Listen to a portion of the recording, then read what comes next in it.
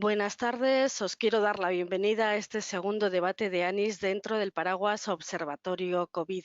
En este caso, vamos a fijarnos en la gestión de la comunicación de la pandemia. ¿Qué tenemos que decir de esta gestión? ¿Cómo ha sido la comunicación de las distintas administraciones o del personal sanitario?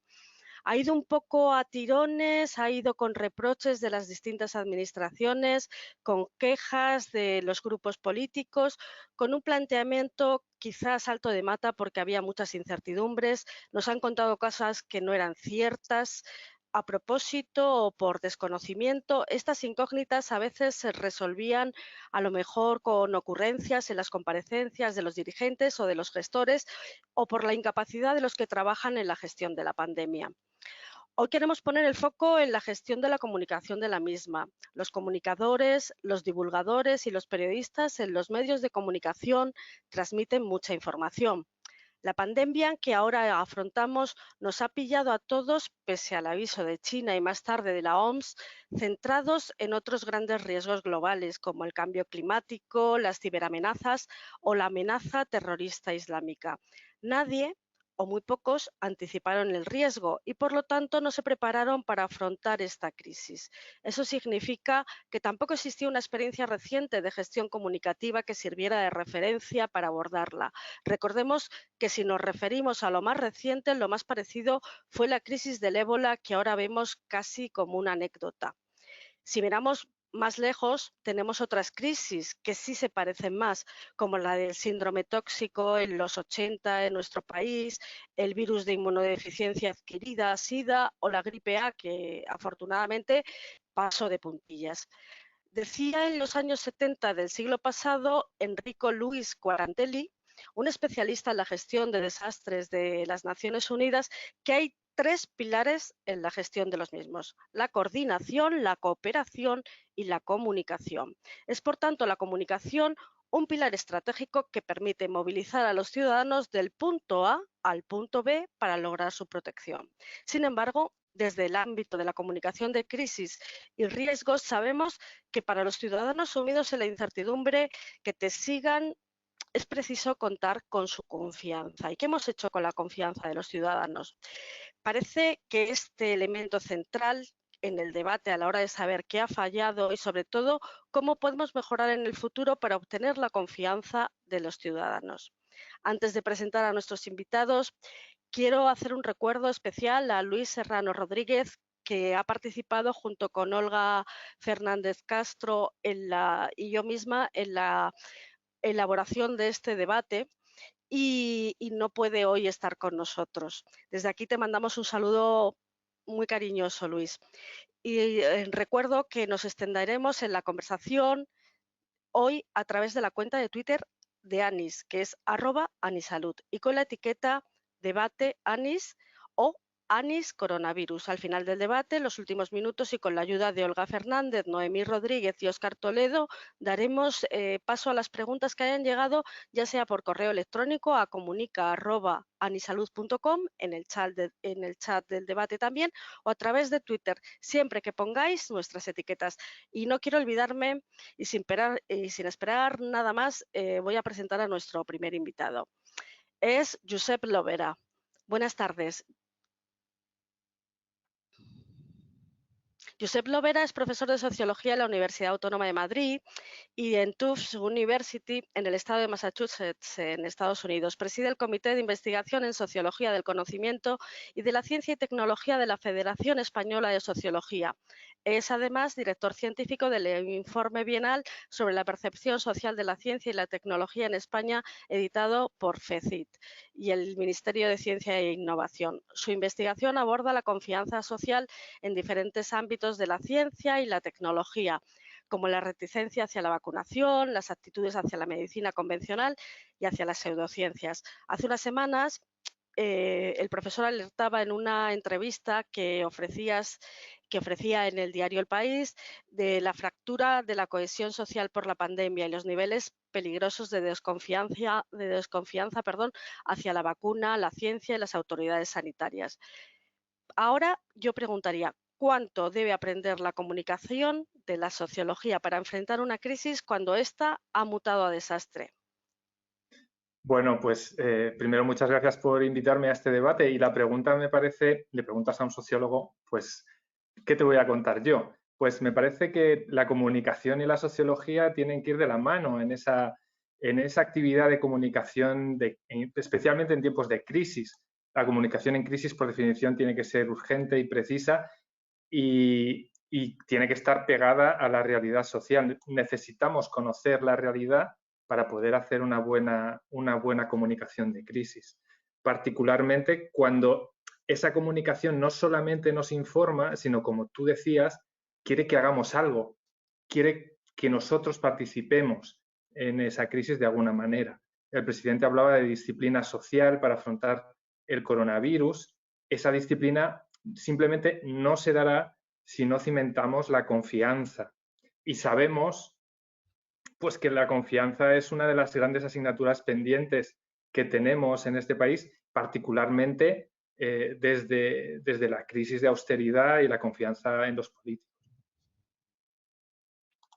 Teresa Zurro es la actual jefa de comunicación de la Consejería de Sanidad en la Junta de Castilla y León y cuenta con una amplia experiencia en comunicación institucional en distintas consejerías de esta comunidad autónoma y además es una firme defensora de la transparencia como herramienta de comunicación.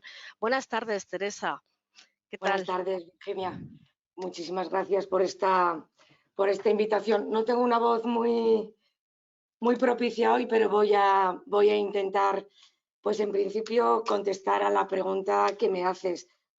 Hombre, la falta de transparencia en Castilla y León posiblemente no sea una de las razones. Puede haber otras razones en la población castellano y leonesa en la falta de confianza, pero no la transparencia, puesto que fomentar la transparencia y poner a disposición de los ciudadanos la información y los datos públicos de la Consejería de Sanidad han sido pues uno de los principales objetivos que hemos mantenido en la Comunidad de Castilla y León a lo largo de toda esta pandemia. Desde el 17 de marzo, la consejera de Sanidad se sometió a una comparecencia, rueda de prensa diaria para más de 100 y pico medios de comunicación, porque eran ruedas de prensa telemáticas. En una comunidad extensa como la nuestra, de casi 95.000 kilómetros cuadrados y poca población, 2,5 millones, nos sometimos a preguntas de lo que pasaba en cualquier rincón, ¿no? Además, a través del portal de transparencia y de datos abiertos, la Consejería ha puesto encima de la mesa a cualquiera de los ciudadanos cómo estaba su zona básica de salud, qué incidencia tenía, cómo estaba su hospital de referencia, qué mortalidad había en su zona. Con lo cual, podríamos hablar de que la falta de transparencia, que la falta de confianza en Castilla y León ha podido estar basada en otros ámbitos, pero no en la falta de transparencia. Yo dejo ahí el hartazgo de la población, la politización de la pandemia, 17 comunidades autónomas con intereses políticos diferentes, pero antes de terminar voy a hacer mía hoy una frase que la consejera de Sanidad ha repetido múltiples veces a lo largo de estos meses. Al COVID hay que vencerle con criterios epidemiológicos y sanitarios. Pues muchas gracias, Teresa. Nuestro siguiente invitado es Carlos Fernández Guerra, que es actualmente el director digital y social media de Iberdrola. Muchos le conocimos como el community manager del Twitter de la Policía Nacional, aquel de @policía. Carlos, pues buenas tardes. Hace 10 años de la llegada de las redes sociales con fuerza en España. Y yo me gustaría preguntarle a Carlos Fernández, ¿cómo hubiera sido la gestión de esta crisis hace 10 años y cómo está influyendo la desinformación en la gestión de la misma? Lo digo porque la desinformación se ha sumado a la saturación informativa que seguramente está contribuyendo a generar imágenes simplistas que generan efectos colaterales indeseados. Eh, pues, ¿cómo lo ves? ¿Qué es lo que piensas? Pues ¿Cómo hubiera sido? por un lado, tanto los tres intervinientes habéis dicho cosas muy interesantes, tú quizás la más importante, que es la de la confianza. va a costar muchísimo que las personas volvamos a confiar tanto en las instituciones como, paradójicamente, en los científicos, que yo siempre he dicho que había que confiar en ellos. ¿Por qué? Pues porque obviamente hoy nos dicen una cosa, mañana otra, mañana nos van a decir otra. Además, normalmente la ciencia era igual a datos y no se podía equivocar y hemos visto que sí, absolutamente. Pero yo creo que, retomando tu pregunta de los 10 años, si lo pensamos, pues yo creo que ha habido un gran cambio. ¿Por qué? Pues porque la gente utiliza demasiado los canales digitales, se les da credibilidad y estamos viendo cosas en las cuales pues una herramienta que es potentísima como el WhatsApp es incontrolable. Los profesionales del mundo digital decimos el dark social, le llamamos el mundo social oscuro, porque es muy difícilmente rastreable, como WhatsApp, en el cual la gente se enviaba audios de supuestas enfermeras, todos sabemos los supuestos médicos, las supuestas enfermeras, o no supuestos, pero que no eran información oficial, que daban un audio y esos audios, pues hace 10 años no existían, no tenían esa capacidad viral. Ese autocontrol también que han hecho pues distintas herramientas que estamos viendo, pues ahora la última hace unos días Twitter impidiendo el retweet sin leerlo, ¿vale? Que bien nos hubiera venido en muchos casos, ¿no? Y WhatsApp frenando el reenvío masivo y tratando de impedir el reenvío masivo, ¿no?, a grupos. Pero luego también, aparte del ciudadano, yo creo que es muy importante el mensaje unívoco, es decir, 20 instituciones, cada una te dice esa parte y me quedo con lo que acaba de decirnos desde Castilla y León, muy importante, el hartazgo y la politización. Ha supuesto que haya no un mensaje unívoco. La gente al final pues parece un partido de fútbol y nos se han olvidado la parte más importante, el ciudadano, ¿vale? La utilidad, es decir, la comunicación para transmitir algo útil, la concienciación y la prevención, que son claves. Y yo creo que también hay una parte fundamental en explicar a los ciudadanos que ellos son parte imprescindible de esto. No solamente como posibles pacientes, ¿vale?, que es el gran cambio, sino que en una epidemia así, ante un virus así, son parte fundamental de la solución. Son el problema, si no son responsables. Ya no son solo víctimas. Me ha recordado mucho mi etapa de @policía, porque yo empecé diciendo a todo el mundo, cuidado que puede ser víctima, pero luego a los pocos años rápidamente había que decir a la gente, ojo, que puede ser culpable. Puedes estar cometiendo un delito. O un delito, o bueno, puedes estar cometiendo acoso, un montón de ejemplos, ¿no? Y con la salud ha pasado exactamente, no solamente puedes ser víctima, sino que probablemente puedas ser el problema. Y tú puedes ayudar a parar esto. Yo creo que es fundamental concienciar a la gente y también, déjame decir una cosa muy importante, los canales. Se ha abusado mucho de la rueda de prensa. Hemos visto muy pocas batas, ¿vale? Porque el propio Simón no la utiliza. Creo que hubiéramos transmitido mucha más confianza con uniformes, con batas, hablando directamente, bueno, una bata unívoca o batas unívocas, enviando un mensaje unívoco. Y luego canales actuales, no la rueda de prensa de Moncloa, que eso existía hace 40 años, hace 50, ¿no?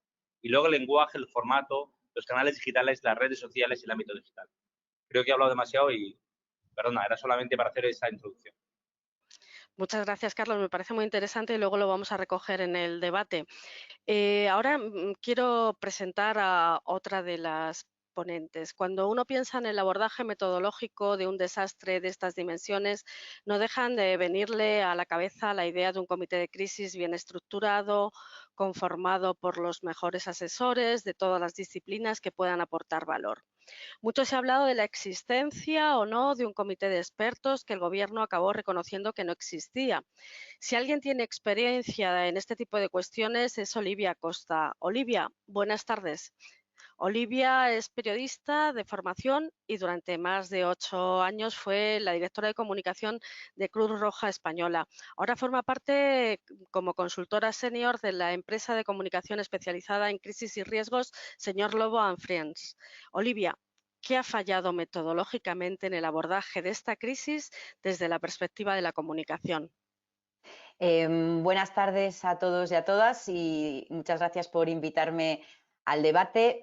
Bueno, desde mi experiencia como gestora de crisis de comunicación en Señor Lobo & Friends y también, como decías, como directiva de comunicación de Cruz Roja muchos años, puedo decir que para una buena comunicación de crisis no se puede improvisar, como hemos podido ver que ha ocurrido en este caso en muchos momentos. La comunicación de crisis tiene que ser planeada, tiene que ser entrenada, sistematizada y tiene que contar con buenos profesionales de la comunicación. buenos profesionales y buenos portavoces, porque todos sabemos la importancia que tiene contar con un buen portavoz o portavoces en este tipo de situaciones. Y además, como hay muchos actores, en este caso la comunicación tiene que coordinarse para no incurrir en contradicciones entre unos y otros, como también hemos visto que ha ocurrido y sigue ocurriendo. Hay que tener en cuenta que cuando un ciudadano pierde la confianza en quienes gestionan una crisis, lo están comentando también otros ponentes, será muy difícil volver a recuperarla. Lo más importante en una crisis es que la gente sienta que la persona que la dirige, la persona que lleva el timón del barco lo va a hacer correctamente, porque en una situación de miedo e incertidumbre como la que estamos viviendo estos meses, debido a la pandemia, es lo que se necesita, confiar en las personas que gestionan la crisis. Por lo tanto, es esencial anticipar bien los riesgos para ser más eficaces y eficientes a la hora de ordenar el caos que se genera en este tipo de situaciones y más en la comunicación. Y, bueno, evidentemente, comunicar no cura enfermedades, eso es así, pero disminuye los miedos y disuelve los bulos, que seguro que hablaremos de eso, de los bulos y las fake news más adelante en el debate. Y genera, por supuesto, bueno, pues más confianza en los gobernantes. Pues muchas gracias, Olivia. Seguiremos con este tema ya en el debate. Otras de las organizaciones que sin duda tienen una experiencia cotidiana y directa con las emergencias es SEMES, la Sociedad Española de Medicina de Emergencias. Y Chelo Lozano es periodista y estudió comunicación, protocolo y relaciones públicas por la UNED y desde 2013 es directora de comunicación de SEMES. Y buenas tardes, te quiero dar. Los médicos de urgencias y emergencias han estado desde el principio en la primera línea de frente en la lucha contra la pandemia. Como la comunicación de emergencias debería estar contribuyendo en la neutralización de esta crisis y en la recuperación de la confianza. ¿Te parece que ha sido así? Buenas tardes, Virginia. Buenas tardes a todos. Gracias por invitarme. Lo que sí que creo es que desde urgencias y emergencias la comunicación, tanto como todo lo que se ha hecho muy deprisa siempre, porque es fundamental cuando estás en urgencias y en emergencias hacer las cosas de una forma rápida. Estamos acostumbrados a trabajar bajo presión, ellos más que yo, por supuesto, y los tiempos son completamente distintos a los que funcionan en otros sectores. Yo sí creo que desde urgencias se ha intentado comunicar qué es lo que estaba ocurriendo en los servicios. Creo que en todo momento hemos intentado estar ahí. Es verdad que unas veces las cosas las haces mejor y otras veces peor, pero sí creo que se ha hecho una labor de comunicar. Siempre falta, siempre se puede hacer mejor, por supuesto, pero yo creo que ellos lo han estado haciendo bien. Pues, Chelo, ¿tú crees que ha habido excesiva competencia entre los gabinetes de prensa por competir en los mensajes a la hora de ocupar la agenda entre los medios y generar tendencias en redes sociales? A ver, la batalla de que todos queremos contar cosas creo que es buena, sobre todo para la gente que está ahí y puede valorar, pues esto me interesa, esto no me interesa, esto sí va dirigido a la población, esto no. Yo te puedo decir que en sociedades científicas lo que sí que hemos hecho durante esta pandemia, más que nunca, ha sido hacer comunicados conjuntos, consensos conjuntos, información a la población, información a los profesionales. Hemos sacado protocolos y creo que más que nunca nos hemos unido como sociedades científicas para informar en conjunto. Pues muchas gracias, Chelo. Ahora quiero presentar a nuestra última ponente, que es Isabel Valdés. Buenas tardes, Isabel. Es licenciada en Periodismo de la Universidad Complutense de Madrid y periodista del diario El País desde 2014. Isabel está especializada en género y sanidad. Y bueno, desde que yo empecé a trabajar en la comunicación de crisis, he defendido que los periodistas son los auténticos agentes de protección civil que ayudan a la Administración a hacer llegar sus mensajes de manera masiva a la población. Como periodista que llevas meses trabajando también casi de forma monotemática en esta crisis, ¿cuáles crees que han sido los grandes errores que han llevado a perder la confianza de los ciudadanos en los medios? ¿Y qué papel crees que deberían estar ejerciendo los medios? Hola, buenas tardes. Creo que solo ha habido un error realmente, o creo que es un error que deriva de una cuestión muy concreta, que es que los periódicos, como se ha politizado muchísimo el tema de la pandemia, han ido, bueno, siguiendo su línea editorial y como todos sabemos las líneas editoriales tienen mucho que ver con la política. Creo que ha habido tal multiplicidad de mensajes y en muchas ocasiones también poco contexto a esas informaciones que estábamos dando, que quizás quien se lea varios periódicos o vea varios noticieros a lo largo del día se preguntará cuál está diciendo la verdad, cuál de los medios que ve o que lee o que escucha en la radio está diciendo la verdad. He llegado a ver cosas tan dispares como todo va bien y todo va mal. Y eso me lleva a qué papel deberían estar haciendo los medios. Bueno, creo que los medios deberían estar haciendo su trabajo. Y creo que el trabajo de los medios no es ser un canal informativo de ninguna institución. Creo que nuestro trabajo es mirar lo que está pasando, analizar la situación, analizar el contexto. En este caso también hemos tenido que aprender muy rápido a analizar una ingente cantidad de datos que ni siquiera todavía las administraciones gestionan bien. Y creo que para mí eso sería lo más obvio, ¿no? Tenemos que hacer nuestro trabajo, que es contar la realidad de la forma más objetiva posible. Muchas gracias, Isabel. Y antes de empezar con la segunda ronda de preguntas, quiero presentar a José Vicente García Santamaría. Él es profesor de la Facultad de Humanidades, Comunicación y Documentación de la Universidad Carlos III de Madrid. Junto a las doctoras María José Pérez Serrano y Miriam Rodríguez Pallarés han publicado un interesante artículo que recomiendo leer, titulado Portavoces oficiales y estrategias en la crisis de la COVID-19. En este artículo analizan buena parte de las comparecencias de los portavoces del Gobierno central durante la primera oleada, desde el presidente del Gobierno, sus principales ministros, por supuesto Fernando Simón, incluso los portavoces que llaman uniformados, o sea, la policía, la Guardia Civil y el Ejército, como los denominan ustedes en el informe, como portavoces uniformados. Doctor García Santamaría, buenas tardes. Quería preguntarle por cuáles son las principales conclusiones de este informe.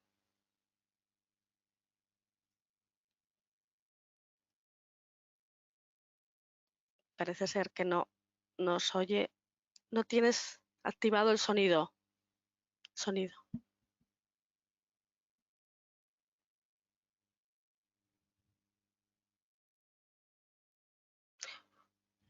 Bueno, si queréis, vamos a intentar que el sonido.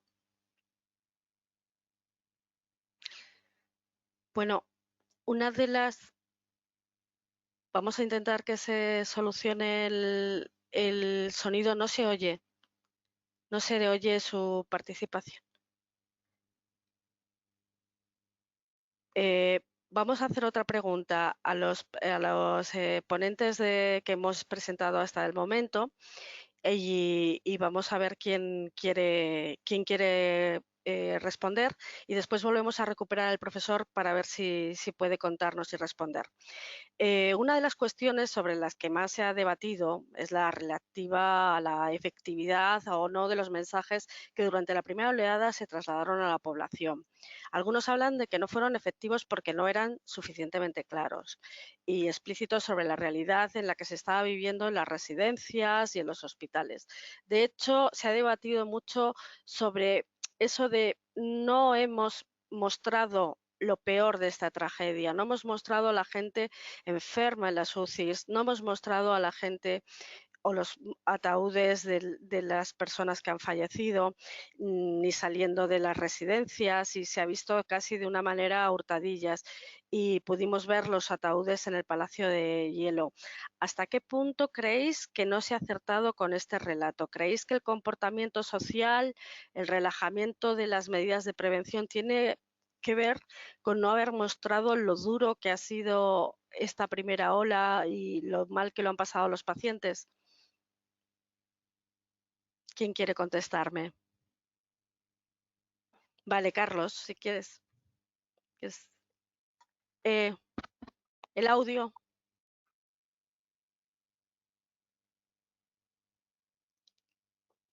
Ahora, vale, perdonad. Ahora, perfecto. Quería hablar de algo que precisamente yo vengo de una comunicación en la cual siempre digo hay que impactar, para concienciar y prevenir hay que impactar.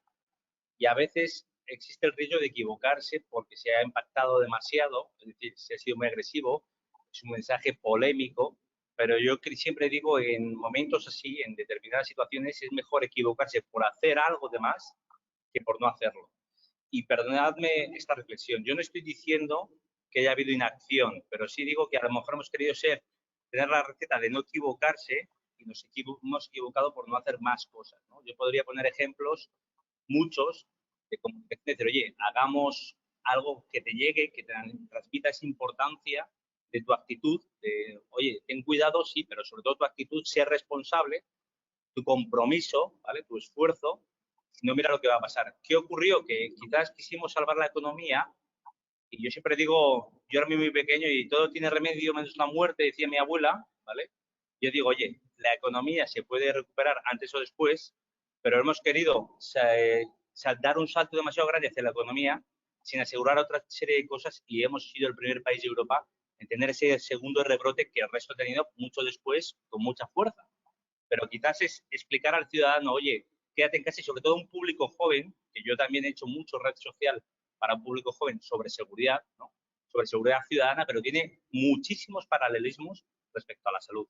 Creo que es muy importante el arriesgar, el decir, oye, no te quedes dando un mensaje muy institucional, muy plano, para evitar asustar a la gente, pues oye, quizás es mejor asustarle que quedarnos cortos, pásalo bien y todos nos acordamos del salimos más fuertes. No es cuestión de hablar de una administración o de otra, porque todas están iguales, en el fondo, ¿no?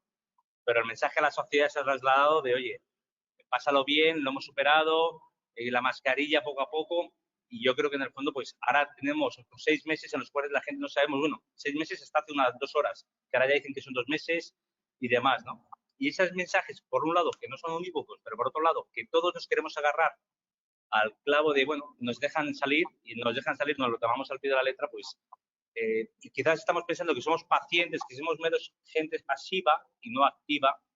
Como decía antes, no solamente parte del problema, imprescindible, bueno, desgraciadamente somos parte del problema, pero somos parte de la solución para frenar este coronavirus.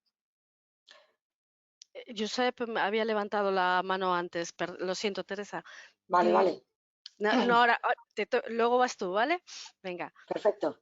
Josep. Yo creo que se están diciendo cosas súper interesantes. Hay muchos ingredientes encima de la mesa. Yo querría añadir uno más, y es que hablabais de, bueno, Olivia decía, no se puede improvisar, ¿no? Esta comunicación de crisis, yo estoy totalmente de acuerdo.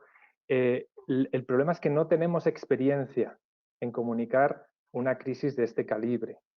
Y hay una cosa que es muy, muy diferente y que todavía no hemos incorporado a nuestra cultura de comunicación, que sí lo han hecho en otros países, por ejemplo en Alemania, y hay motivos para ello, que es el que no estamos comunicando certezas.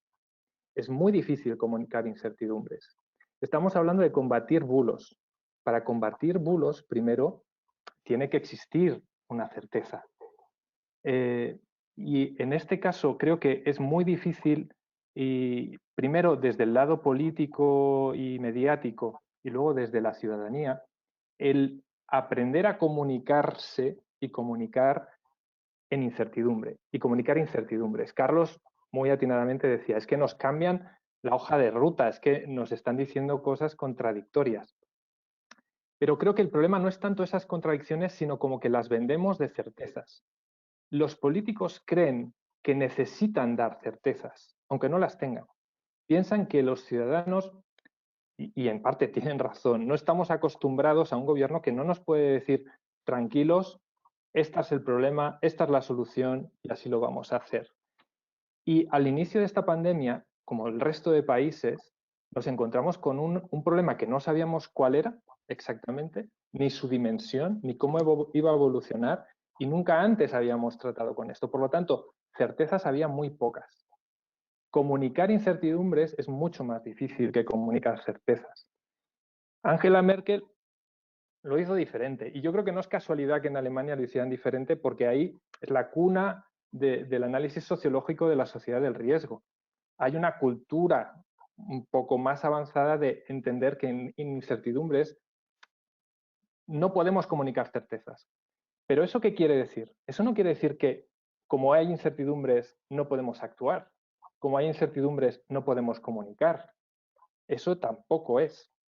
Cuando hay incertidumbres, hay algunos indicios, algunas certezas, que es la mejor información disponible, y sobre la mejor información disponible es como nosotros estamos tomando estas decisiones y estamos, aunque dentro de 2 semanas nos tengamos que contradecir porque hay nueva información disponible. Por lo tanto, es un paradigma de comunicación radicalmente distinto al que no estamos acostumbrados ni la ciudadanía ni el sistema político mediático. Muchas gracias, Pep. Teresa, si quieres... No, yo quería ir por el lado que tú has hablado de que... ¿Se me escucha? Sí, ahora sí. Por el lado de que si no hemos visto imágenes. ¿De verdad hay que enseñar una UCI y hay que enseñar una morgue para que la población se conciencie de lo que está pasando? ¿Por qué lanzo esta pregunta? Porque a mí me genera, o a mí me ha generado en mi comunidad autónoma un problema, porque yo no he dejado entrar en las UCIs, yo no he dejado, en las morgues no me lo han pedido, pero tampoco hubiera dejado entrar en las morgues. Me parece que la UCI habitualmente tampoco se visita. En este momento seguía pensando que era lo mismo. Verdaderamente, el no haber enseñado cómo se estaba trabajando en la UCI, cómo estaba uno en posición prono con un tubo metido hasta el estómago, al no haberlo mostrado, hemos errado en la comunicación o hemos errado en no ser totalmente responsables o no hemos traducido lo que verdaderamente estaba pasando con esta enfermedad. En los hospitales, lo dejo ahí. Olivia. Bueno, es una pregunta complicada, pero en mi opinión yo creo que la ciudadanía tiene que ver lo que está pasando. De hecho, no sé si recordaréis que muchos periodistas corresponsales de mucho prestigio en nuestro país que han estado cubriendo la guerra de Irak, la guerra de Siria, se quejaron amargamente de que no habían podido cubrir nada de lo que estaba sucediendo en los hospitales y en las UCIs durante el confinamiento. Y realmente decían que era increíble que no pudiéramos contar con documentación gráfica, con vídeos, con imágenes de la batalla que se estaba librando en los hospitales. Yo creo que de esto tenía que haber quedado constancia. Yo creo que a las personas es muy importante que veamos lo que está pasando para concienciarnos. Y yo creo que nos lo han puesto todo muy light. Y por eso todavía en este momento digamos que hace falta sensibilización y hace falta que muchas personas entiendan la gravedad de esta crisis y de lo que supone contagiarse de coronavirus en muchos casos. Y Chelo, me habías pedido la palabra. ¿No? Chelo, me habías pedido la palabra, sí. Perdón, que me faltaba el micrófono. Yo sí creo que nos han faltado imágenes también. No digo que había que entrar en una UCI y ver todos los detalles, pero sí creo que hubiera sido necesario que la gente supiera qué es lo que estaba ocurriendo, porque lo único que veían es que dejaban a sus familiares en urgencias y no volvían a saber más. Nadie ha sabido lo que ha pasado. ¿Cómo vamos a explicar a la gente joven que hay un virus que está matando si no vemos nada? No sabemos nada. Os pongo un ejemplo. Cuando, por ejemplo, la DGT decidió hacer esa campaña tan agresiva en la que se veían los accidentes de tráfico, lo que ocurría, cómo destrozaban las familias. Pues siento que sea así, pero es verdad que la gente se conciencia de lo importante que era ser prudente, ponerte el cinturón, porque estabas viendo lo que pasaba. Este virus, por desgracia, nos ha aislado a todos y nadie sabe qué es lo que pasa. Solamente saben que dejas a tu familiar en urgencias y no le vuelves a ver más, porque es que no puedes verle ni después de muerto. Es muy difícil hacerse a la idea de que existe un virus que realmente es muy dañino si no ves nada, no puedes ver nada. Sí creo que es importante y tenía que haber habido más imágenes. Pues voy a dejar este debate ahora en este punto por una... Luego te recupero a ti, Isabel, y imagino que Teresa también querrá contestar porque su opinión era contraria. Entonces, el profesor José Vicente García Santamaría ahora hemos recuperado el sonido de manera telefónica. Y es que el informe que él ha hecho sobre los portavoces oficiales y la estrategia de la crisis de la COVID-19, pues es muy interesante. Yo quería que dijera un poco brevemente cuáles son las principales conclusiones de este informe, de las primeras comparecencias del Gobierno central. Sí, profesor. Buenas tardes. Siento que no tenga el móvil, no tenga sonido aquí, pero vamos a ver si a través del móvil lo podemos solucionar. Yo lo que quería comentar era dentro de esta discusión, me parece relevante porque se han tocado 4 o 5 temas que son esenciales a lo largo de la COVID. La COVID en sí lo que ha hecho es desestabilizar absolutamente todo el sistema comunicativo y se han producido fenómenos que prácticamente no se habían visto hasta ahora, ¿no? Por ejemplo, la televisión generalista en abierto esa primacía, de la televisión generalista en abierto tanto en daytime como en prime time, ¿no? En España, no ha habido tan primacía de la televisión de pago, al igual que en Estados Unidos, pero yo os digo que eso nos ha impulsado a proponer algunas hipótesis de trabajo, ¿no? Una de las primeras hipótesis de trabajo que queríamos saber es si en algún momento o si totalmente la comunicación política había sustituido a la comunicación de crisis, es decir, a la comunicación clásica corporativa que hemos conocido hasta ahora, y la respuesta es afirmativa, ¿no? También queríamos saber cómo había cambiado el consumo y la parrilla de televisión en base a esa traslación temporal del prime time al daytime. Directamente no nos hemos metido en algo que habéis hablado aquí, que yo considero que es esencial, que es el papel de cada medio de comunicación durante la crisis. Yo creo que la prensa de referencia, que me perdonen, ha hecho un papel más bien secundario, en la radio lo mismo directamente, y las redes sociales no han tenido el protagonismo que cabía esperar, ¿no? Quizá directamente, como la estrategia del gobierno o la estrategia de Ibarredón era una estrategia de volumen directamente, es decir, de cantidad más que de calidad, se apoyó bastante en la televisión generalista en abierto, que era aquello que iba a darle unas audiencias masivas, y yo creo que en ese sentido, ahora menos por lo que pretendía, aceptó, ¿no? Otra de las conclusiones directamente es que de los 150.000... Perdón. Y es cierto, me decía Carla, la rueda de prensa puede ser un formato añejo, pero es el formato que el gobierno quería, el formato que ha funcionado el gobierno. Es decir, el gobierno fijó el framing directamente de por dónde quería ir o qué es lo que quería hacer. Y el formato que más le convenía era ese formato de rueda de prensa con primacía de las televisiones generalistas, ¿no? Tanto del globero televisivo como de televisión española, ¿no? Bien, en esos 150 días nosotros lo que hemos hecho es crear un argumentario de 12 valoraciones, por ejemplo, pues el grado de empatía, la autoritas de cada uno, el ritual escénico, etcétera, etcétera, para obtener una valoración final. En la valoración final que hemos tenido, salvo Margarita Robles, que es la única que tiene, por así decirlo, notable, el resto, la media, es de un 6,4 directamente sobre 10, ¿no? Y después de Margarita Robles, pues se encuentra el presidente del gobierno, y en último lugar, pues tenemos a Fernando Simón, ¿no? Directamente. Es decir, cabe decir que algo tan importante, tan fundamental como es la cuestión de portavocía, no han salido muy bien parados, pero sin embargo, la conclusión a la que hemos llegado es que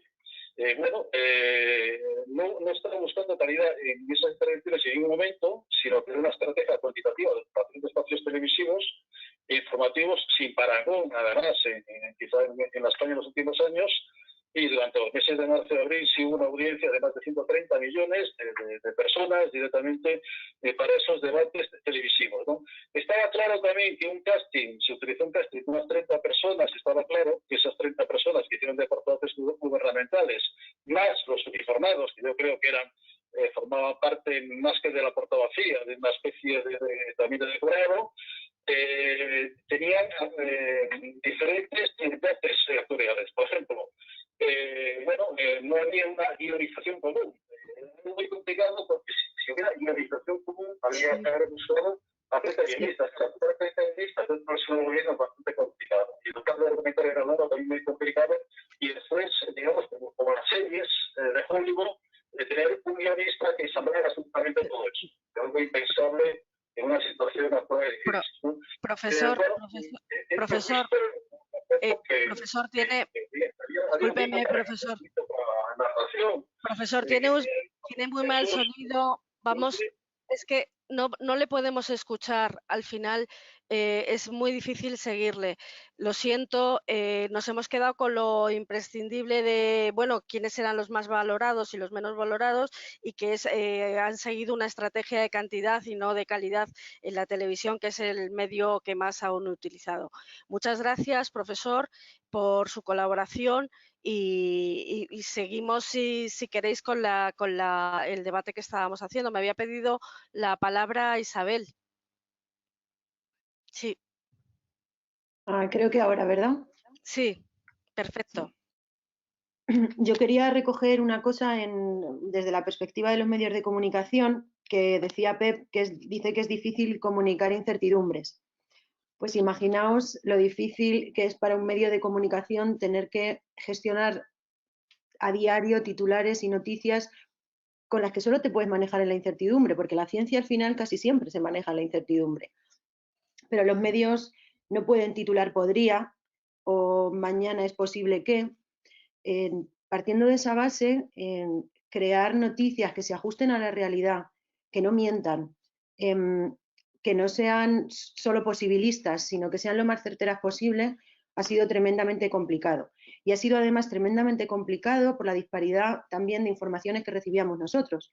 Yo me ocupo, por ejemplo, de sanidad en la Comunidad de Madrid, y la diferencia entre el mensaje, por ejemplo, a nivel central y a nivel de comunidad es poco menos que un abismo. Entonces, hay una dificultad tremenda a la hora de encontrar cuál es la verdad que quieres contar. No es la que quieres, sino cuál es la verdad que tienes que contar, y es la que es. Entonces, eso genera muchísimo conflicto y muchísimas horas de trabajo extra para los periodistas. Tengo que reconocer, por ejemplo, que Teresa en Castilla y León, Teresa Zurro, ellos tienen desde el principio de la pandemia un nivel de transparencia a través de la web que puede acceder cualquier medio de comunicación y cualquier ciudadano, que a nosotros, claro, desde Madrid, por ejemplo, nos daba muchísima envidia. Pero muy pocas comunidades han tenido ese nivel de transparencia. Y luego quería recoger otra cosa que ella preguntaba, ¿hay que enseñar una UCI? Yo durante todo el confinamiento siempre pensaba, la gente no sabe lo que está pasando. Más allá de los médicos, los enfermeros, el SUMA, dentro de los hospitales nadie veía nada, la gente estaba en su casa metida. Si a esto le añades que durante desde que empezó la segunda ola, la gente a la que se dirigían principalmente, el gobierno en sus mensajes era la gente joven y que tienen una cultura visual tremenda y además muy rápida, están todo el día en Instagram, en Twitter, en Twitter menos los jóvenes, pero ellos son de una cosa rápida. Si no les impactas visualmente, si no les muestras lo que está pasando, es tremendamente difícil llegar a ellos. Pero yo creo que no solo a los jóvenes, también a la gente adulta. O sea, creo que los medios estamos para contar la realidad y no creo que haya que tratar a la ciudadanía como, no voy a decir como niños de 8 años, pero creo que están preparados para ver lo que hay que ver, y es lo que está ocurriendo dentro y fuera de los hospitales. Las colas del hambre, por ejemplo, también hay que enseñarla. Sí, ¿que alguien quiere rebatir o contestar? Pues sí, Teresa, a ver, tú, Carlos, perdón. Perdóname, hablando de lo que habla Isabel, por un lado, decir que efectivamente que se ha tratado quizás es decir, desde el primer momento me dijo que iba a ser para semanas, ahora yo creo que se ha hecho muy bien, aunque no vayan a ser 6 meses, que ya nos llegan, olvidaos hasta el 9 de mayo, olvidaos, está muy bien, ¿vale? En vez de decir, venga chicos, que son 15 días más, otra vez. Luego es cierto que tenemos que mandar prioridades, enviar un mensaje a la gente de lo prioritario es salir, ¿no? Y lo prioritario es salir va a exigir muchos esfuerzos de todos. Es decir, oye, que os olvidéis de las navidades porque luego la gente y demás. Y creo que ese momento de hablar de esfuerzos para luego decirles que no era tan duro, en vez de temer que la gente se cabree, pues oye, si nos cabreamos, tenemos que madurar. La pataleta de los ciudadanos, oye, y si ves mucho problema porque no vas a poder salir en navidades, si quieres te llevo a un hospital. Y creo que ese lenguaje tan agresivo propio de redes sociales y luego también a través de canales que creo que se han olvidado absolutamente. Es decir, que no hemos hablado casi nada de un problema que es comunicación de políticos a políticos a través de las teles. Se utilizan las televisiones para, en vez de hablar entre ellos, decir, oye, hablar a la televisión para enviar un mensaje relevante y útil a los ciudadanos, útil para la sociedad y para los ciudadanos, para cada uno de ellos y para el global, en vez de dedicarte a tirarte pedraditas entre vosotros para salvarte tú, para protegerte y para atacar al otro, ¿no? Y yo creo que además también han olvidado de forma lamentable los nuevos canales. Bueno, se han hecho, con todos mis respetos, muchas portadas de periódico muy propias de los años 90 y del año 2000, empapelar portadas de periódico, ¿vale? Y se han olvidado otros canales y otros lenguajes, aparte de decir, oye, otros portavoces constantemente, en vez de político, político, político. Se ha hecho, bueno, igual que yo digo, igual se hubiera quedado corto si se hubiera hecho desde un hospital, no lo sé, desde el Ministerio de Sanidad no lo sé, pero Moncloa constantemente de todo, veías, de repente salían, pues, todo tipo de políticos, de representantes institucionales, vamos a decirlo así, y quizás era mucho más importante enviar un mensaje. Pues todos estamos hablando de hace 3 días, pues el periódico Isabel sacó una infografía que a todos nos ha maravillado y nos ha encantado, y estamos hablando todos de esa infografía. Quizás hubiera estado muy bien si en vez de enviarnos una campaña de Salimos Más Fuertes, o lo que sea, insisto, no solamente central, sino todos los autonómicos, instituciones y demás, pues enviar mensajes de utilidad, explicativos, por qué es tan importante no estar en espacios cerrados, ¿vale? A pesar de que luego se va evolucionando y decir, señores, admitamos, sabemos poco, pero lo que sí que sabemos es que tenemos que salir entre todos, con el compromiso de todos, con la responsabilidad de todos, con un esfuerzo, ¿vale? Y lo que pasa, tu problema no va a ser la Navidad, no va a ser el verano, no va a ser la economía, no va a ser los bares, ¿vale? Aparte de ese desastre, vienen otros, ¿no? Y vemos que al final pues queremos simplificarlo en nuestro ombligo, lo que nos preocupa es el confinamiento, lo que me aburro. Yo creo que si voy a algún hospital y accedo a ver imágenes de un hospital, pues desgraciadamente luego hemos visto imágenes del hospital muy amables, ¿vale? De los profesionales sanitarios, cuando ya se habían acostumbrado al horror y en el cual pues veíamos hasta bailes, hasta homenajes, todo lo que quieras, y hemos visto la parte más dura quizás, que es la que nos tenemos que meter en la mollera todos los ciudadanos y también trasladar a una parte que se ha visto que es fundamental. Al principio les habíamos ninguneado a los chavales porque estaban encerrados. ¿Qué ha ocurrido? Han dejado de estar encerrados y se han convertido en esa bomba biológica que se habla en su momento, o epidemiológica, porque han salido y porque pues, quizás no se han tomado demasiado en serio que van a matar a sus padres, a sus abuelos, y pide que ellos mismos, ¿no? Y quizás hemos querido ser blandos o no ser demasiado duros, y puede que lo estemos pagando y lo vayamos a ir pagando durante meses. Perdón, que... Ya. O sea que yo creo que hemos estado haciendo comunicación, creyendo que estábamos haciendo a lo mejor comunicación de crisis y estábamos haciendo marketing político. Era un poco eso, probablemente. Tengo las primeras 2 preguntas del chat. Rafael Gálvez nos pregunta, ¿no crees, Carlos, que hay 2 factores que no se han contemplado y son fundamentales? El tiempo, la duración, no es una emergencia tipo que tiene un tiempo más o menos corto. Y por otro lado, la gestión de la emergencia y comunicación que siga en salud. Esta crisis hace mucho tiempo que dejó de ser una emergencia sanitaria. Como mínimo, es una emergencia sanitaria, social y económica y requiere de otra gestión y portavocía. Eso es lo que dice Rafael Gálvez. ¿Lo crees así, Carlos? Yo creo que sí, pero además, sobre todo, hace muchísimo tiempo que era algo social. El otro día escuchaba a un escritor, que no voy a decir su nombre porque me decía que en el fondo el cambio del siglo, la gran noticia del siglo, el gran cambio social, bueno, llamémoslo como queramos, incluso de civilización puede ser, es esta epidemia. Algo que es equivalente a una guerra mundial. Pero una guerra mundial de verdad, no entre 20 países, sino todo el mundo.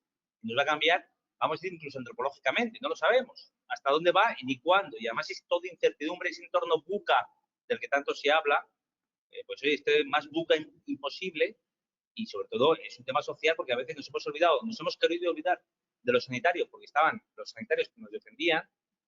Tenemos que saber que no son Superman, que son profesionales, que hacen todo lo posible, pero que esta incertidumbre es primero sanitaria y luego social, y un problema enorme. Concienciarnos todos, el dejar de ser, bueno, unos niños mimados, yo el primero, Sí. y de quejarme porque no me voy de vacaciones y porque no viajo y estoy aburrido, y luego preocuparme por la economía. Pues sí, me tengo que preocupar por la economía, pero somos unos privilegiados comparado con si nos llega a pasar hace 70 años, pues oye, estaríamos muertos del asco. Y ahora tenemos un montón de temas para informarnos, trabajar. No todo el mundo lo sé, pero sí entretenernos, ¿vale? Un confort inimaginable.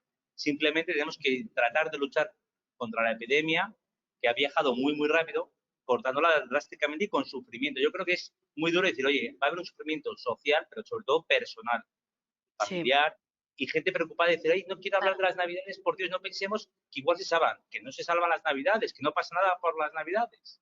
y no pasa nada porque no haya habido fiestas patronales. Yo creo que es muy importante decir, sepamos lo que es prioritario. En una guerra, ¿os imagináis en la Segunda Guerra Mundial, que no va a haber fiestas patronales?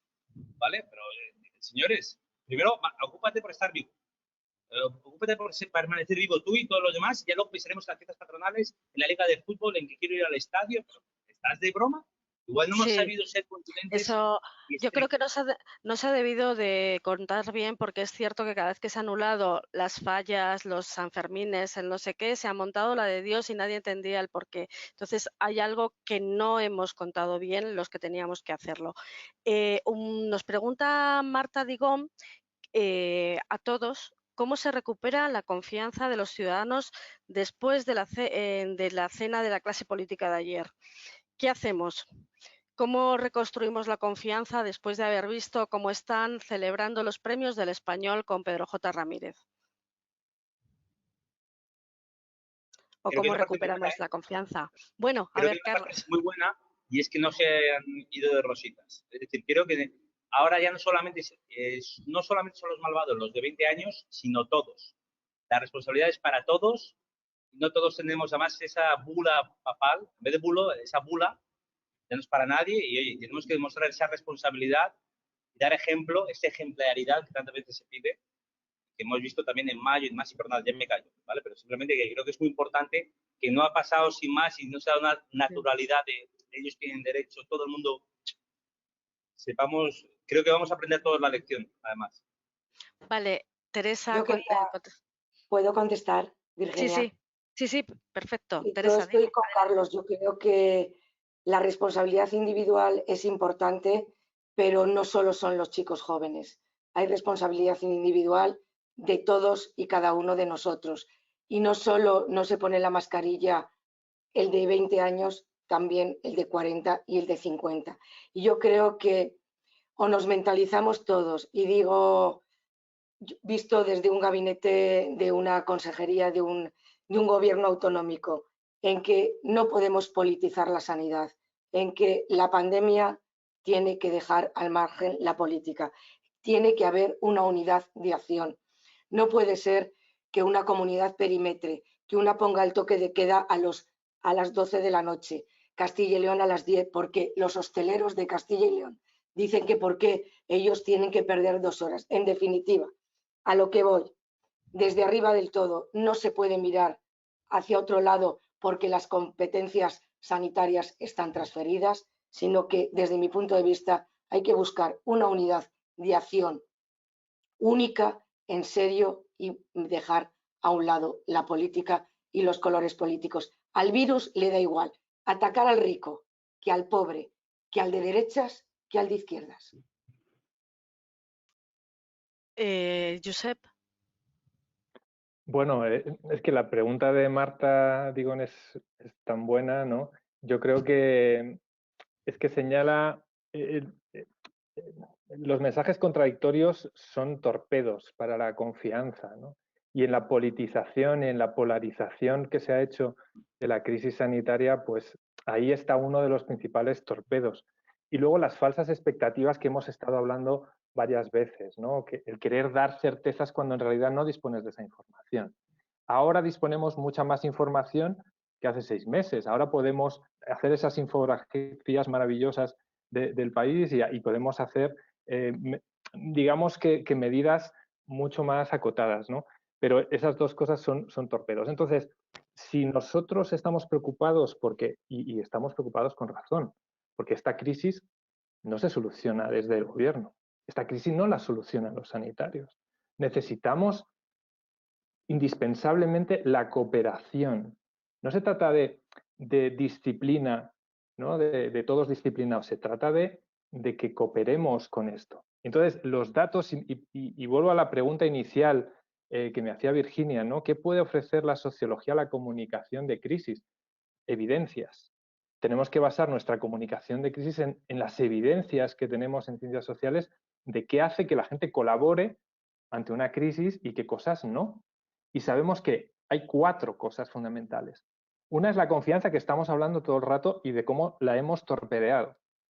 La otra es la percepción del riesgo y la gravedad. que ahí es donde entran en juego las imágenes de la verdad, de qué estaba pasando en la lucha en los hospitales. Pero entiendo que eso, igual en un primerísimo momento, pues igual no era el momento inmediatamente, las primeras semanas, donde todavía no sabíamos qué iba a pasar si nos confinaban, si iba a haber alimentos en los supermercados. No sé si os acordáis, pero estuvimos a punto de que la gente entrara en pánico y vaciara los supermercados. La tercera es los costes. Las personas, si no confían, si creen que no hay riesgo suficiente, pero lo que le estás pidiendo es que tienen unos costes enormes para su vida, estamos pidiendo cambios fundamentales en dimensiones afectivas, económicas, sociales, culturales, de todo tipo. Y la última es la norma social. Los datos que tenemos muestran claramente que si estamos rodeados de personas que cumplen las normas, nosotros, aunque por nosotros mismos no quisiéramos o no fuéramos a hacerlo, la vamos a cumplir. Por lo tanto, es muy importante localizar ámbitos donde las normas son más relajadas, porque ahí es donde hay que poner un poco más el control y lo que vemos es lo que vamos a reproducir. Y vuelvo al inicio, si vemos imágenes como las que nos apunta la pregunta de Marta, pues estamos torpedeando todos estos elementos que sabemos que son indispensables para que la gente haga lo que creemos que tenía que hacer. Pero yo creo que no, por lo tanto, o sea, y ya con esto acabo, pero decir que la gente es mala, que no cumple, que es irresponsable. Hombre, si hubiéramos hecho bien los deberes de la comunicación y la toma de decisiones, yo sería el primero en decir eso. Pero con tantas contradicciones, tantas falsas expectativas, tantas cositas que podríamos haber hecho mejor, yo creo que echar la culpa a los ciudadanos no sé si nos va a resultar muy útil en esta situación. ¿Alguien? Vale, tengo una pregunta. Ah, Isabel, vale, perdona, que no había visto tu mano, discúlpame. Es que quería apuntar porque esta mañana se iniciaba la huelga de médicos a nivel nacional y también en Madrid, y me ha dicho un radiólogo de La Paz una cosa que enlaza perfectamente con lo que ha dicho Josep. Me decía, ¿cómo le vamos a exigir a los ciudadanos que cumplan las medidas si tenemos dos discursos totalmente enfrentados y totalmente distintos sobre Madrid está mal, por hacerlo muy simplista, y Madrid está bien? ¿De qué va a depender que esos ciudadanos hagan caso? Pues volvemos a lo mismo, a la política. Entonces, ahí estoy con Teresa en que creo que el mayor problema de la gestión de la comunicación y de la toma de decisiones de la pandemia no ha venido de otro sitio que de una guerra política que sinceramente ve un sinsentido, y no solo un sinsentido, sino un despropósito en la situación en la que estamos. Y eso revierte otra vez en los medios, porque cada medio recogerá el discurso que más se ajuste otra vez a su línea editorial. Con lo cual, yo he de pensar que trabajo en El País, que solo la gente que lee El País, escucha la cadena SER o ve La Sexta, va a estar con el discurso del gobierno, y tengo que dar por entendido que el discurso que recoge El Mundo o ABC, que es el de la Comunidad de Madrid, de que todo está perfectamente, esa gente se está comportando mal. Me cuesta pensarlo, pero realmente hay una polarización absoluta en torno a cómo se ve y cómo se actúa frente a la pandemia por parte de las instituciones, por parte de los medios de comunicación y por ende por parte de la sociedad. Y es bastante preocupante en medio de la segunda ola. Olivia, querías responder también. No te oímos.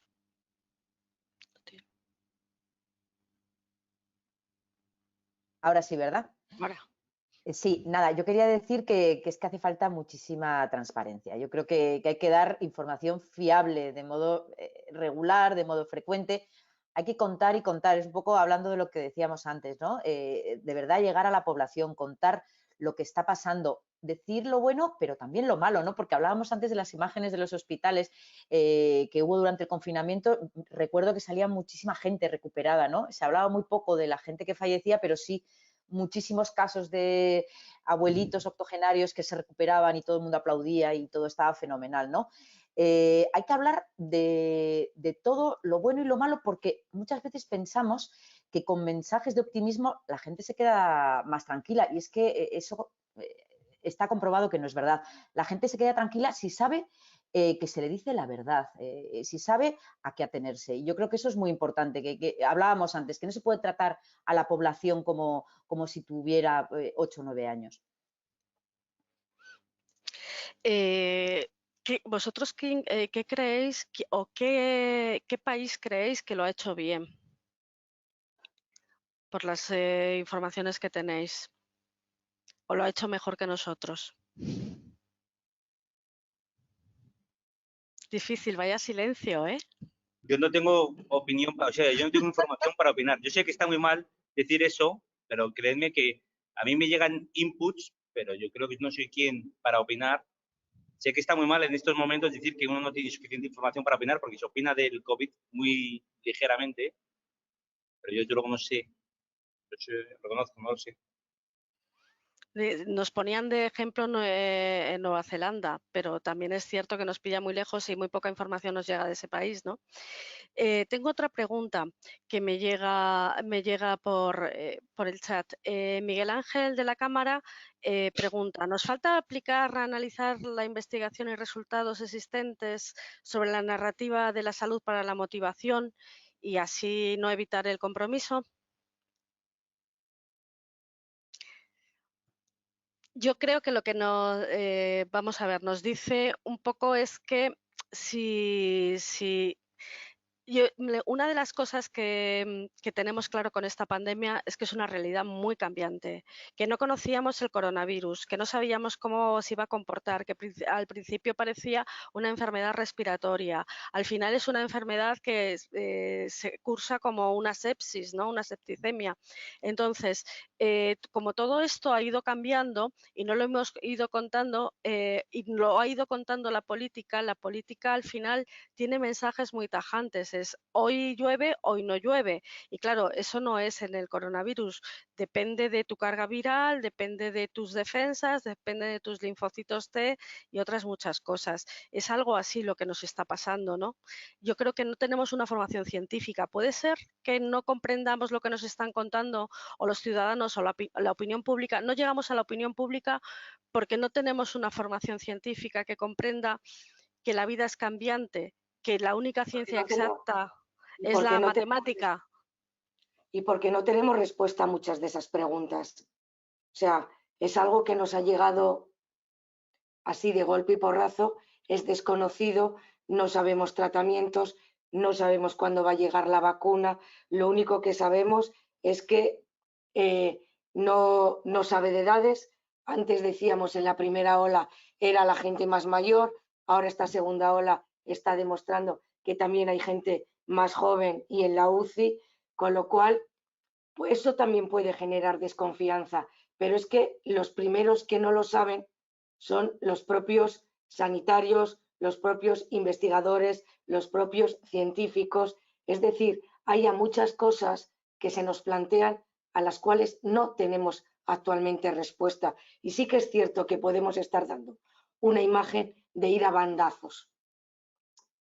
Pues posiblemente nos reinfectamos, no nos reinfectamos. O sea, hay una serie de preguntas que ahora mismo no tenemos respuesta. La PCR es válida, ahora ya la PCR es válida, pero también los antígenos de segunda generación y el de saliva vale. Vamos a ver, esto es un tsunami que nos viene y que vamos corriendo por delante para que no nos pille, con un montón de preguntas sin respuesta y posiblemente con una imagen de bandazo. Yo creo que estoy de acuerdo con esa imagen de bandazo y de tsunami, ¿no?, que decía Teresa. Y en este contexto es crucial la ciencia, crucial los expertos, crucial las evidencias. Insisto en la idea de cambio de paradigma, o sea, es como que es otro juego, es como la física mecánica y la física cuántica, pues entramos en un espacio en el que no sirve el sota, caballo y rey de las tomas de decisiones políticas cuando sabemos A pasa B y luego C. Aquí pasa A, creemos que pasa A, y a saber qué viene después. En este contexto, en este espacio nuevo, creo que una de las músculos que necesitamos es rapidez en identificar las personas dentro de nuestra sociedad que están especializadas, que son expertos en esos indicios. Entonces, pues igual al principio, en mayo tendríamos que haber seleccionado rápidamente a personas que saben leer la situación, porque tienen experiencia, tienen teoría detrás y pueden ayudarnos en esa toma de decisiones. Creo que ese canal de identificar a individuos especializados en diferentes momentos, porque en marzo necesitabas a unos, o en febrero a unos, en marzo a otros, en mayo a otros, pues no estamos acostumbrados. No estamos acostumbrados porque vivimos del mundo de las certezas y de la comunicación de certezas. Entonces, creo que faltaba ese espacio para los expertos científicos identificados más rápidamente y como no se ha hecho, y creo que en ningún país se ha hecho de manera brillante, pues en el mundo de las redes sociales y de que todos sabemos de todo, pues necesitamos ocupar ese espacio. Entonces, de repente hay tanto ruido de gente que supuestamente sabe de todo, que la persona, el ciudadano, pues ya vive en un mar de confusión, si quieres, informativa, y ahí le estamos pidiendo, haznos caso. Bueno, haznos caso si todo es confuso, ¿no? Es más difícil. Sí, Isabel, pedías la palabra.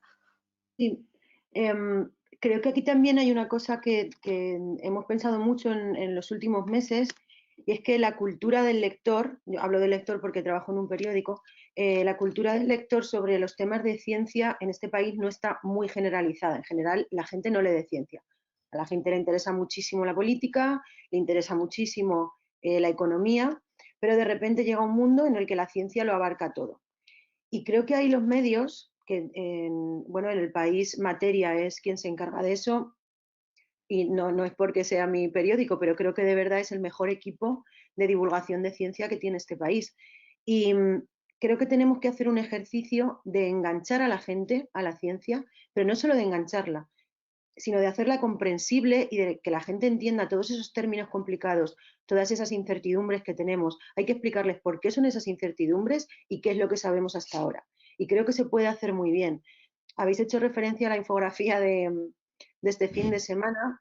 Creo que probablemente sea un hito en nuestro periódico porque ha sido una de las cosas más vistas y con retención de lectura además por parte del lector que yo no he visto jamás. Entonces, el equipo de Materia junto al equipo de infografía está haciendo que la ciencia y todo lo complejo que nos resulta el virus resulte accesible a la población y la gente entienda y la gente comprenda. Y cuando la gente entiende, quizás todas esas fallas que tenemos en la comunicación nosotros o los políticos se puedan solventar. La gente vio que los interiores eran el demonio en cuanto a propagación del virus y quizás la gente ahora salga a la calle y piense no me voy a meter en un bar. Y yo creo que esa responsabilidad de hacer músculo, como decía Pep, en el sentido de enseñar y de hacer accesible la ciencia a la gente, lo tenemos que hacer los medios de comunicación.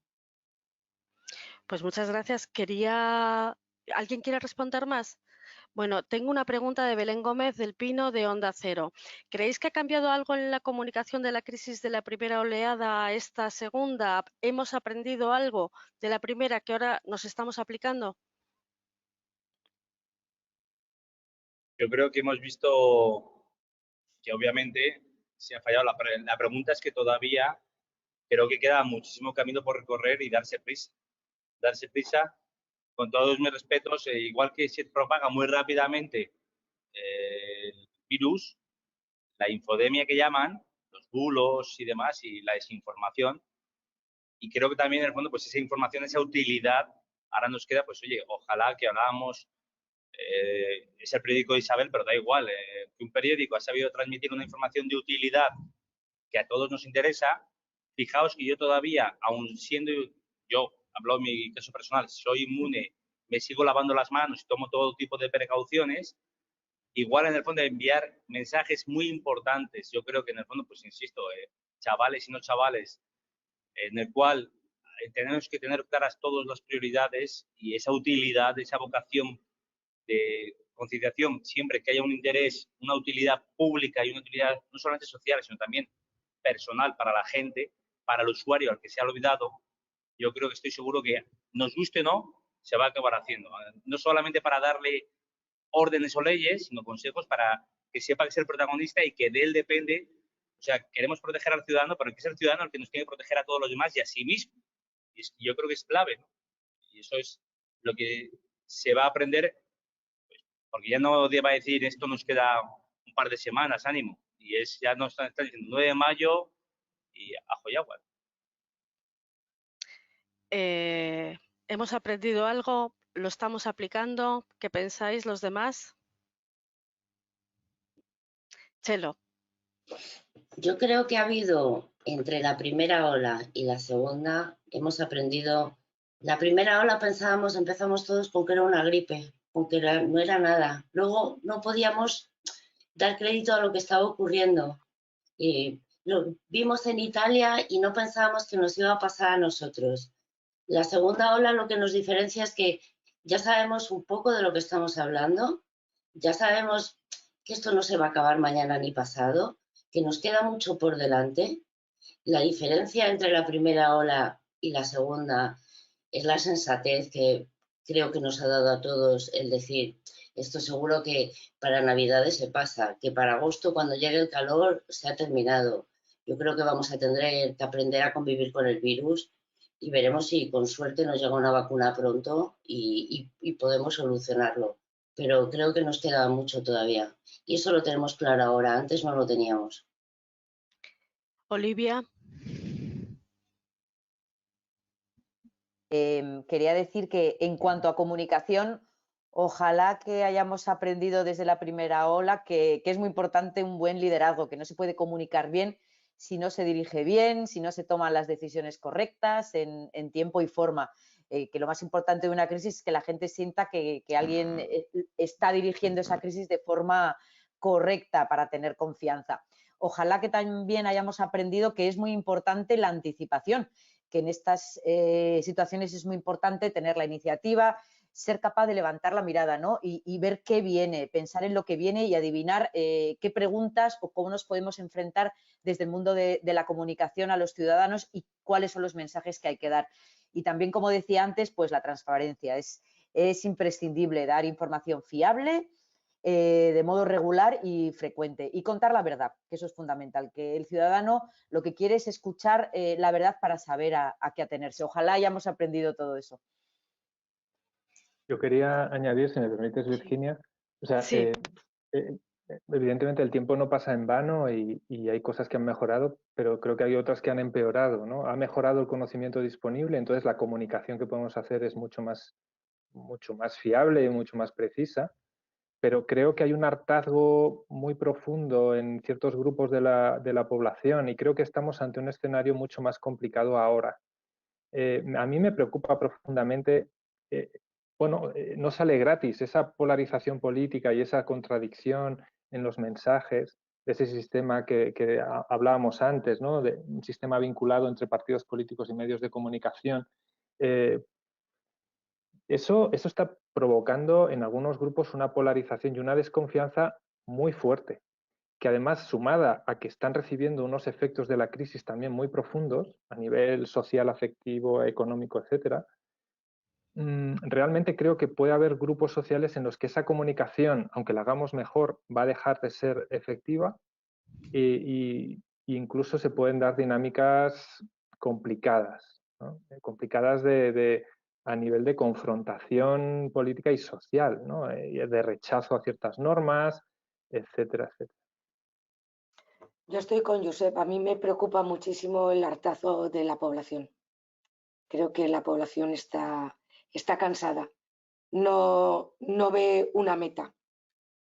Y entonces yo creo que ahí hay un trabajo importante de comunicación hacia ese cansancio del que nos recibe. Nos pregunta Conchi Roussel que si esto es para, sobre todo para los periodistas, bueno, y para los que convocáis ruedas de prensa. Nos tendríamos, ella dice, como periodista, que plantar entre las ruedas de prensa sin preguntas y a los discursos eternos. Claro, estamos haciendo el marketing político, es de lo que estábamos hablando, ¿no? Estamos siguiendo el juego ese. Entonces, si hemos llegado a este hartazgo, habría que cambiar la manera de comunicar, ¿no? Perdona, Virginia, pregunta que si habría que ir a las ruedas de prensa sin preguntas. Sí, que nos tendríamos que plantar entre las ruedas de prensa sin preguntas o entre los discursos eternos de los políticos y de los portavoces. Pues yo aquí voy a dar una opinión totalmente cercada con las ruedas de prensa a las que yo he podido asistir, que han sido mínimas, porque la Comunidad de Madrid dio la primera rueda de prensa desde que empezó la pandemia el 24 de julio. Es decir, nadie dio una rueda de prensa con preguntas entre el 14 de marzo y el 24 de julio. Entonces, yo creo que más que plantarnos ante las ruedas de prensa sin preguntas o con discursos eternos, que al menos ahí te están dando información, creo que tanto la ciudadanía como los medios de comunicación se merecen calidad en el derecho a la información. O sea, los periodistas tienen que tener acceso a la información para que el ciudadano pueda tener acceso a la información. No es una cuestión de que un periodista esté enfadadísimo porque un día no le dan una pregunta en una rueda de prensa. La cuestión aquí es que se convierte de parte de determinadas administraciones en un continuo en el que no solo se deteriora la información que tú das, sino en la veracidad de la información que tú das, sobre todo si te limitas al discurso que te está dando esa persona en ese momento.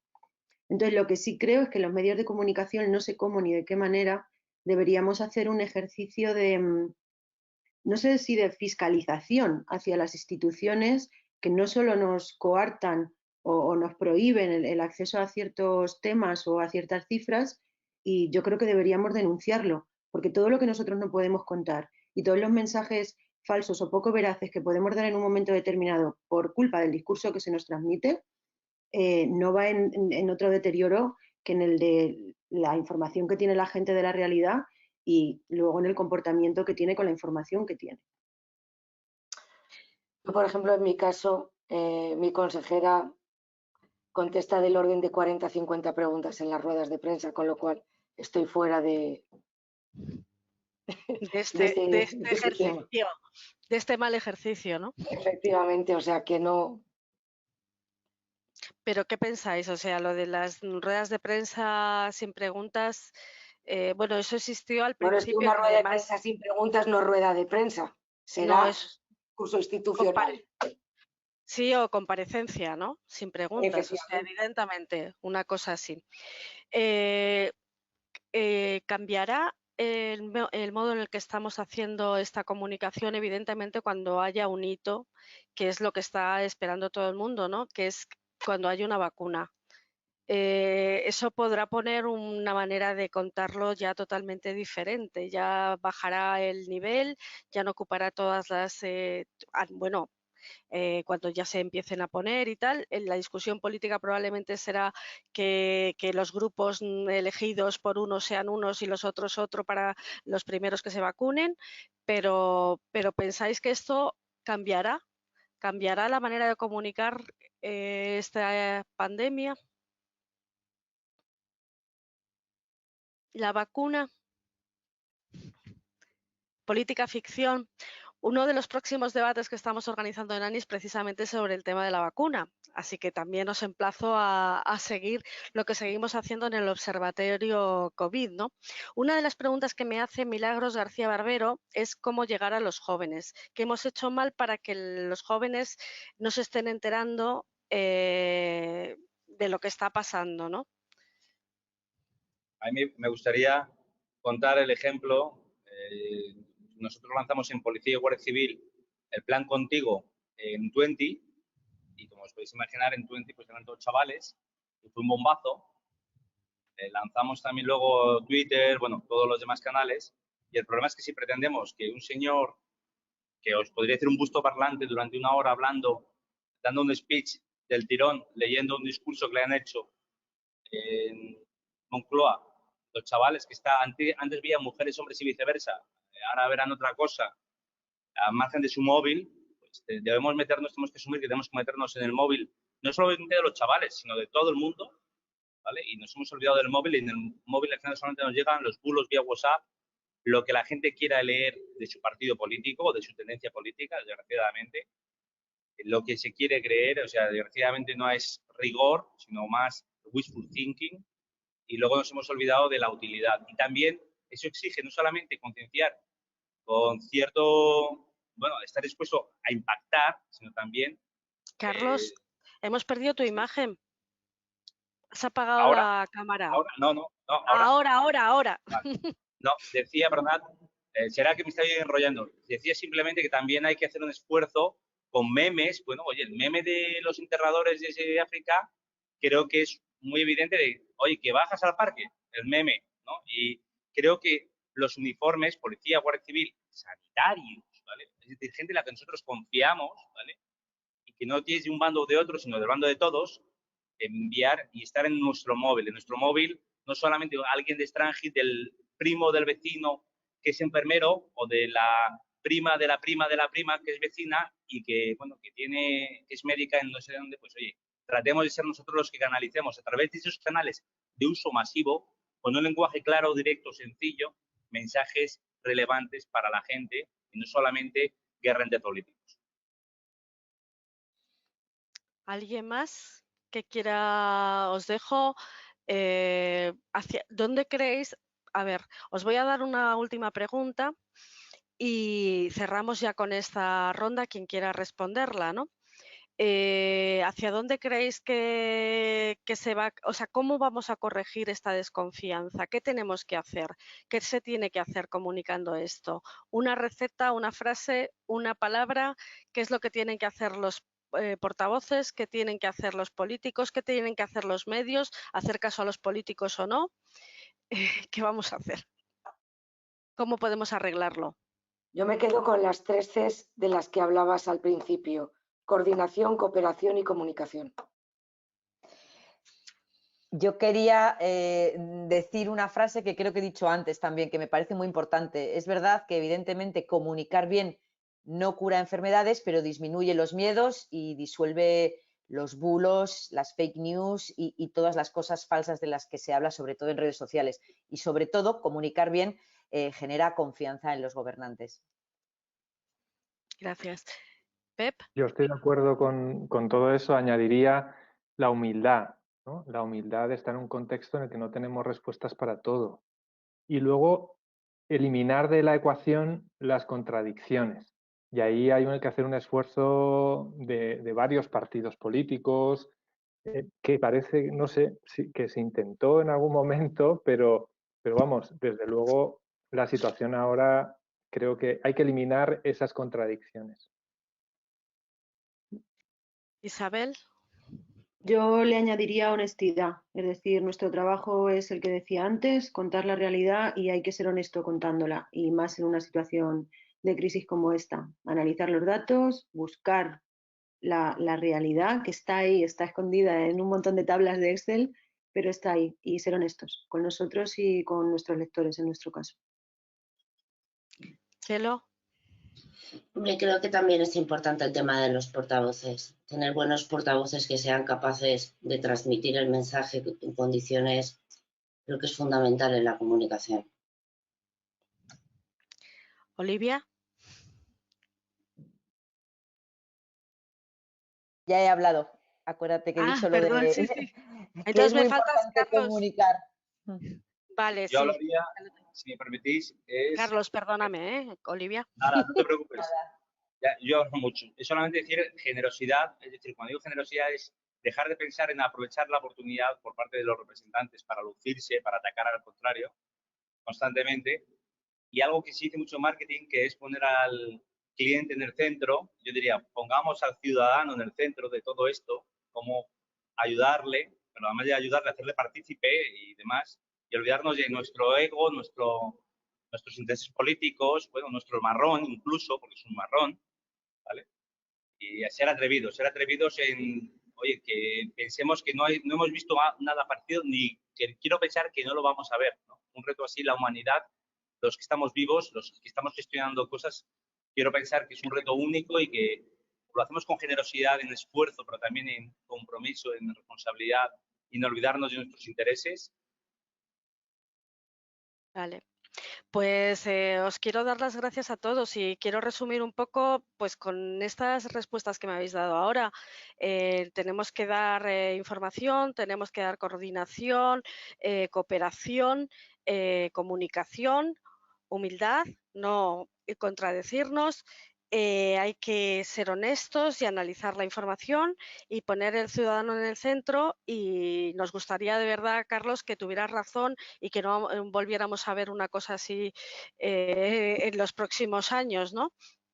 Estamos cruzando los dedos, ya te veo. Vale. Oye, muchas gracias a todos, a Josep, a Isabel, a Chelo, a Olivia, a Teresa, a Carlos.